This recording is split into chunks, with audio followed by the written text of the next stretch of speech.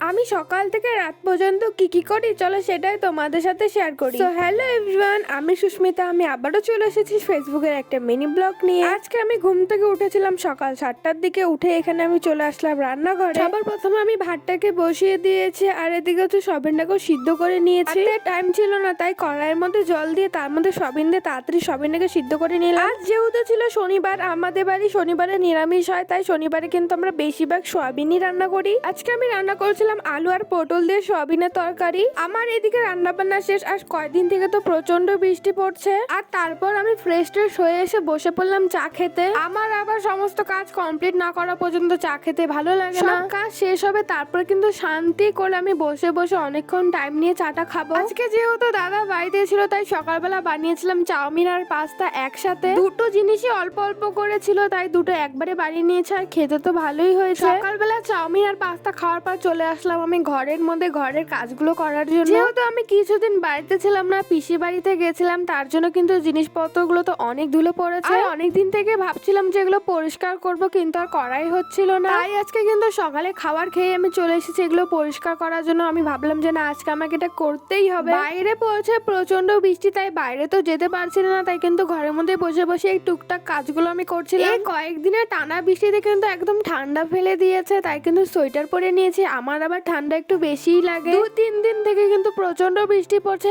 এক নাগাড়ে একটু থামছেও না, তার জন্য কিন্তু ঠান্ডাটা আরো বেশি লাগছে। আমার তো এদিকে ড্রেসিং টেবিলটা পরিষ্কার করা হয়ে গেছে, আর আমি চলে গেলাম ফ্রিজটার উপরটা পরিষ্কার করতে। এখানেও কিন্তু প্রচুর ধুলো হয়ে গেছিল, তাই কিন্তু ভালোভাবে সবকিছু মুছে নিয়েছি। এবার একটা একটা করে সবকিছু গুছিয়ে রাখছি। এইসব কাজ করতে করতে কিন্তু আমার 1টা-1:30টা বেজে গেছে। তারপর কিন্তু আমি স্নান করে এসে গেছি। এবার হবে একটা বড় কাজ, আমার চুলটাকে ভালো মতন আঁচড়ানো। কি বলবো, এত যে জট হয়ে যায় আমার চুলগুলো, কেন আমি নিজেও জানি না। মনটায় চায় তখন চুলগুলো কেটে ফেলি, কিন্তু তারপরে ভাবি না, আমার তো বেশ বড় চুল ভালোই লাগে। এতক্ষণ কাজ করতে করতে আমার খিদে পেয়ে গেছে, তাই কিন্তু ফটাফট করে চলে গেলাম ভাত খেতে। যে তরকারিটা আমি রান্না করেছিলাম, খাওয়া দাওয়া করে আমি কিন্তু সোয়েটার টোয়েটার পরে একদম রেডি হয়ে গেছি কম্পিউটারে যাওয়ার জন্য। আর বাইরে পড়ছিল প্রচন্ড বৃষ্টি, তাই ছাতা নিয়ে গেছিলাম। তারপর কিন্তু সন্ধ্যাবেলা মা এনেছিল সিঙ্গারা। বৃষ্টির দিনে এইসব সিঙ্গারা চপ খেতে তো বেশ ভালো লাগে। এটা খাওয়ার পর আমার আজকে বানাতে ইচ্ছা করছিল আলুর পরোটা। যেহেতু সবাই বাড়িতে ছিল, তাই কিন্তু আমি আজকে বানিয়েছিলাম আলুর পরোটা। আমি আজকে একটু তাড়াহুড়োর মধ্যেই ছিলাম, যেহেতু অনেক রাত হয়ে গেছে, 10টা বেজে গেছে, তাই কিন্তু আমি ভিডিওটা নিতে পারিনি। তবে একদিন কিন্তু আলুর পরোটার রেসিপি তোমাদের সাথে শেয়ার করব। আমি এদিকে ভাবছিলাম আলুর পরোটা, মা ওদিকে ভাবছিল রুটি, যেহেতু মা পরোটা খায় না তার জন্য। আলুর পরোটার ভিতরে শুধু দেখো কতগুলো পুর আছে, একদম পুরো পরোটাটা জুড়েই কিন্তু পুর আছে। তো যাই হোক, তোমাদের এই ভিডিওটা কেমন লাগলো জানিও, ভালো লাগে একটা লাইক করে দিও।